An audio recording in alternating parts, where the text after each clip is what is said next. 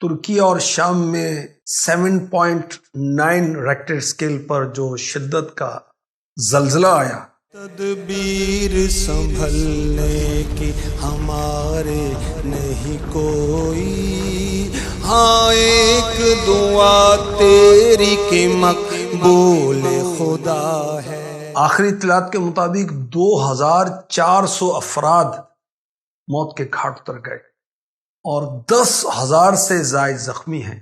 یا اللہ پاک جو مسلمان فوت ہوئے ان کی بخشش فرما اور ان کے لواحقین کو صبر و اجر عطا فرما، جو بیمار ہیں یہ جلد شفا یاب ہو جائیں۔ اللہ اکبر، کچھ پتہ نہیں ہے آنے والا لمحہ کیا پیغام لے کر آیا۔ ہمیں ہر وقت فرائض، واجبات، سنن، مستحبات کی پابندی کرتے رہنا چاہیے۔ وَلَا تَمُوتُنَّ إِلَّا وَأَنْتُمْ مُسْلِمُونَ، تو نہ مرنا مگر مسلمان، ہمیں یہ کہا جا رہا ہے۔ اگر ہم اپنی زندگی میں ہر وقت دین اسلام پر کاربند رہیں گے تو جب موت آئے گی تو ہم اسلام پر ہی ہوں گے۔ ہر وقت اسلامی عقیدہ اور اسلامی اعمال ہم اپنائے رکھیں، کچھ پتہ نہیں کب موت آ جائے۔ اللہ پاک رحمت فرمائے، عافیت عطا فرمائے، آمین۔